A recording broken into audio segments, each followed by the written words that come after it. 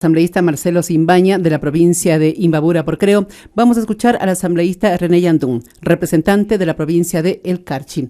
Llevamos a ustedes a través de los medios legislativos la cobertura y transmisión de la sesión 667 Gracias, del Pleno de la Asamblea Nacional. ¿Se me escucha, por favor? Escuchamos, asambleísta Yandún. Muchas gracias, señor presidente. Hemos estado escuchando claramente las exposiciones que han realizado los compañeros asambleístas. Y realmente lo que necesitamos son leyes modernas para un Estado moderno. Pero en esta ocasión me referiré a la seguridad social nacional, a la cual ya se han referido la mayoría de los compañeros asambleístas que hasta el momento han participado. Ya que el proyecto que nos encontramos debatiendo ha sido presentado por el Gobierno Nacional con algunos justificativos técnicos, como los indicadores económicos, financieros, la información relacionada con el sector público no financiero, las reservas internacionales, entre otros. Sin embargo, es importante señalar que el texto de dicho proyecto de ley contiene también propuestas de reformas legales abiertamente inconstitucionales. Estas estarían afectando a varias entidades cuya naturaleza jurídica es precisamente la Constitución de la República. En este sentido, me refiero a todas las instituciones de la seguridad social y concretamente a los regímenes especiales de seguridad social, tanto de las Fuerzas Armadas como de la Policía Nacional, es decir, el ISPA, el ISPOL, que conjunto con el IES constituyen el soporte de todo el sistema de seguridad social del país y cuyos recursos les pertenece a sus afiliados, a los trabajadores, a los jubilados y a los miembros activos y pasivos de las Fuerzas Armadas y de la Policía Nacional. Por este motivo, considero importante analizar el marco constitucional y legal que rige las entidades de seguridad social. Señores asambleístas, como ustedes conocen, el Ejecutivo propone que el artículo 2 del presente proyecto de ley, dentro de las reformas al Código de Planificación, se incluya un artículo relacionado con la clasificación del sector público, la cual a su vez considera al sector público no financiero, conformado por las entidades de la seguridad social como el IES, el ISPA y el ISPOL.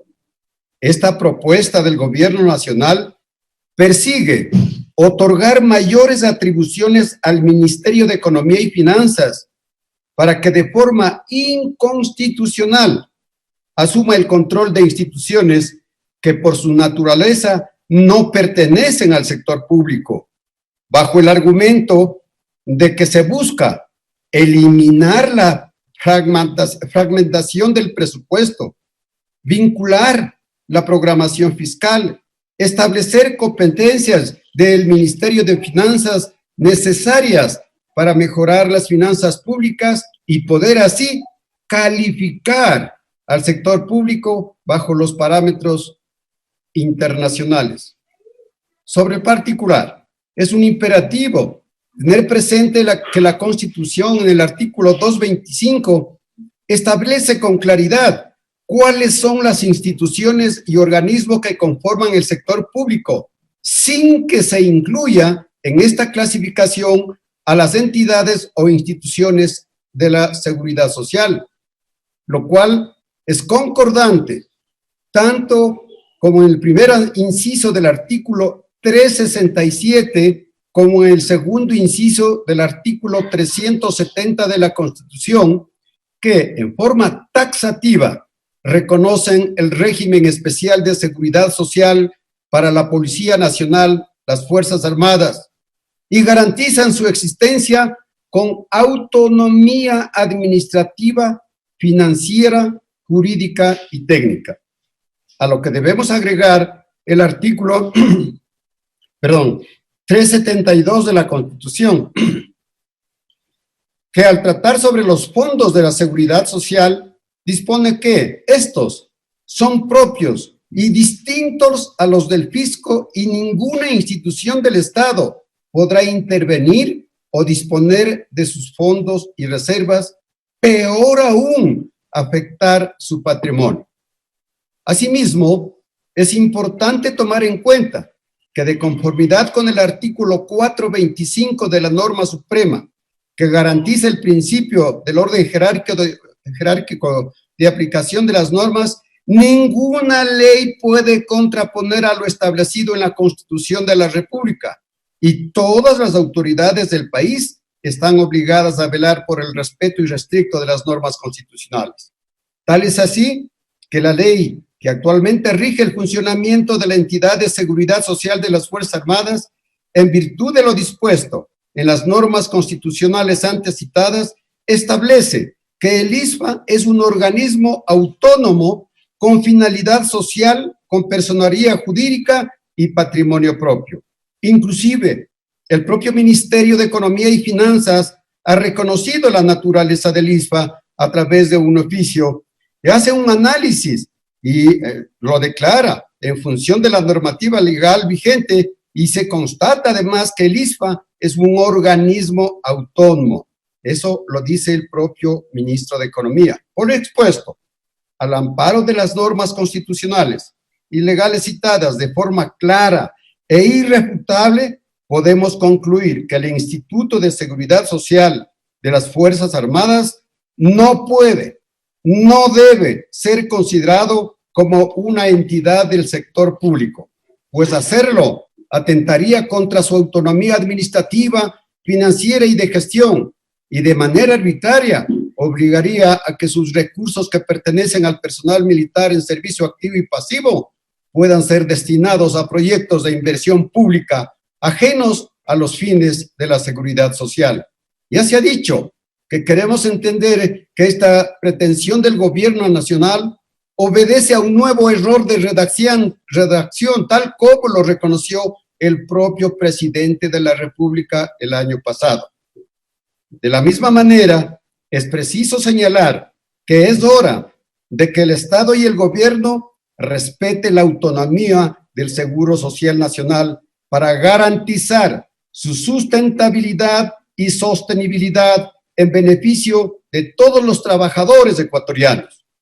Estos argumentos fueron remitidos por escrito a la Comisión mediante memorando el 25 de abril del año en curso y conjuntamente con el asambleísta César Ron habíamos solicitado que se nos permita intervenir durante el debate para exponerlos de mejor manera. Sin embargo, no se nos concedió esa oportunidad. Por lo expuesto, señor presidente y compañeros asambleístas, con fundamento en los numerales 8 y 9 del artículo 11 de la Constitución, puntualmente solicito que la Comisión en el artículo 2 del presente proyecto de ley elimine el literal C del numeral 2 del artículo enumerado que plantea se incluya a continuación del artículo 8 del Código Orgánico de Planificación y Finanzas Públicas.